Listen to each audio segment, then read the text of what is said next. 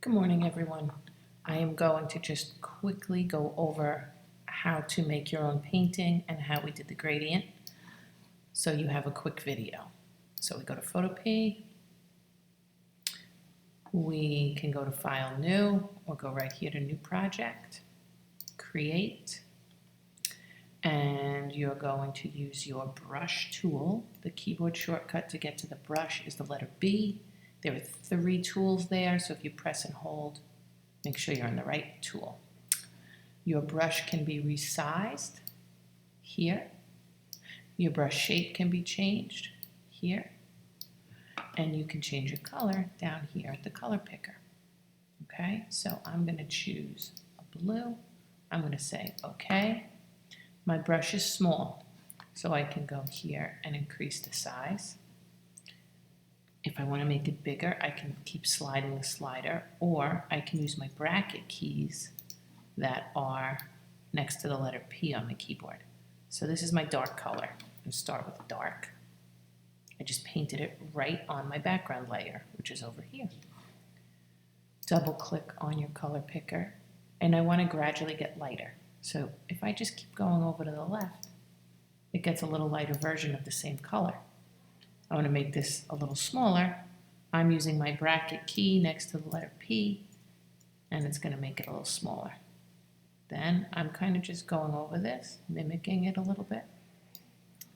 And I'm going to repeat those steps. Double click on the color picker, go over to the side, say OK, use my bracket key next to the letter P, and gradually go over.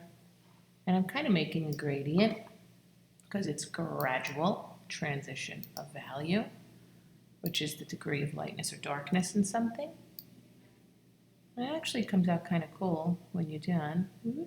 All right, so you see how I got that white spot in there? I'm just going to fill it in. Boop. Okay, I'm going to go one more time. Go real light. Go really small for my brush. And this is how I start this painting. So all of this was just how I controlled the brush. I was able to change colors, change the size of the brush. It looks pretty cool. Now on this background layer, this white, it's actually white. So I want to get rid of that white. I'm going to show you how to do that. Your magic wand is here. Keyboard shortcut is W for wand. So you go to your magic wand on the background layer and you click on the white area. Whenever you click on a particular area or color, whenever you pick on an area or color, you can select it, and then you're going to deselect. You're going to delete it. Okay, so you're going to delete that. Now you get the checkerboard background. That just means it's transparent. I'm going to deselect, and I'm going to make a new layer. Layer, new layer. And I'm going to put a new color in that background layer. Now I'm going to pick some crazy color here. Say OK. Now I'm going to fill this whole background layer. You can use your paintbrush. Or I'm going to try a gradient, which I really like. My gradient tool. When I choose the gradient, it shows me the color up here. And I'm going to go green to white. Oh no, it covered the whole thing. Well, it doesn't have to cover the whole thing, because I now have 2 layers. Click on the lock on the background layer to unlock it, and switch your layer order. Okay? I know I did that fast, but you can switch your stacking order or the layer order, and the way you switch it, it's like 2 pages. 1 page goes on top of the other. The next thing you can do is use your marquee tools. Those are here. Again, I can make a new layer. Layer, new layer. Or go down here in your layers palette. There's this little piece of, it looks like a little piece of paper folded. That makes a layer. If you do your work on a different layer, you can control how it looks.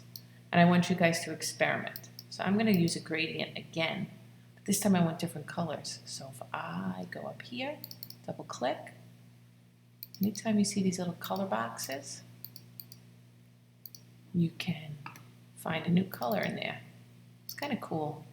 Gives you freedom to make your own gradients, right? So there's my gradient that I'm on. Say okay. I'm on the gradient tool, I'm on my layer, and I'm gonna go, bloop, and isn't that pretty? So now it's again behind the purple. If you want it in front of the purple, change your layer order. I want you guys to play around with these, play around with color, play around with different brushes.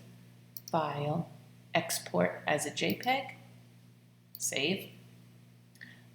File, save as a PSD.